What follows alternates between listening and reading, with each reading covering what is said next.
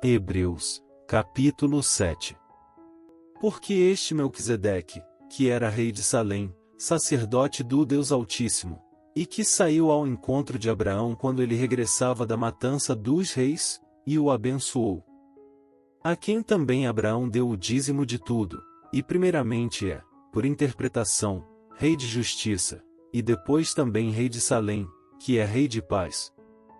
Sem pai, sem mãe, sem genealogia, não tendo princípio de dias nem fim de vida, mas sendo feito semelhante ao Filho de Deus, permanece sacerdote para sempre.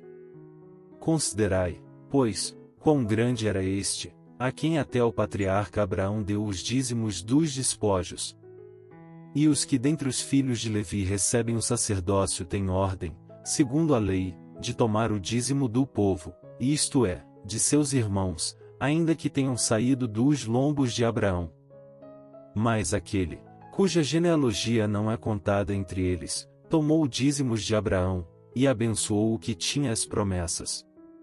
Ora, sem contradição alguma, o menor é abençoado pelo maior. E aqui certamente tomam dízimos homens que morrem, ali, porém, aquele de quem se testifica que vive. E, por assim dizer, por meio de Abraão, até Levi, que recebe dízimos, pagou dízimos. Porque ainda ele estava nos lombos de seu pai quando Melquisedeque lhe saiu ao encontro. De sorte que, se a perfeição fosse pelo sacerdócio levítico, porque sob ele o povo recebeu a lei, que necessidade havia logo de que outro sacerdote se levantasse, segundo a ordem de Melquisedeque, e não fosse chamado segundo a ordem de Arão? Porque, mudando-se o sacerdócio, necessariamente se faz também mudança da lei. Porque aquele de quem estas coisas se dizem pertence a outra tribo, da qual ninguém serviu ao altar. Visto ser manifesto que nosso Senhor procedeu de Judá, e concernente a essa tribo nunca Moisés falou de sacerdócio. E muito mais manifesto é ainda, se à semelhança de Melquisedeque se levantar outro sacerdote, que não foi feito segundo a lei do mandamento carnal, mas segundo a virtude da vida incorruptível. Porque ele assim testifica, tu és sacerdote eternamente, segundo a ordem de Melquisedeque. Porque o precedente mandamento é abrogado por causa da sua fraqueza e inutilidade. Pois a lei nenhuma coisa aperfeiçoou, e desta sorte é introduzida uma melhor esperança, pela qual chegamos a Deus. E visto como não é sem prestar juramento, porque certamente aqueles, sem juramento, foram feitos sacerdotes.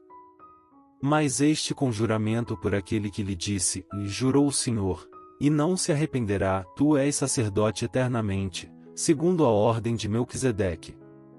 De tanto melhor aliança Jesus foi feito fiador.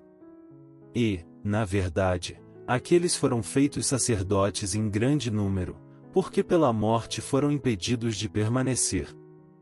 Mas este, porque permanece eternamente, tem um sacerdócio perpétuo. Portanto, pode também salvar perfeitamente os que por ele se chegam a Deus, vivendo sempre para interceder por eles.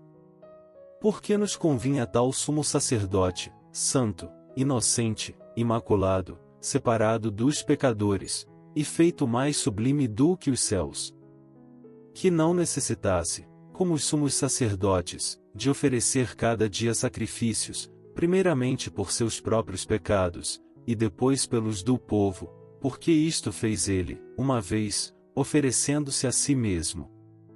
Porque a lei constitui sumos sacerdotes a homens fracos, mas a palavra do juramento, que veio depois da lei, constitui ao Filho, perfeito para sempre.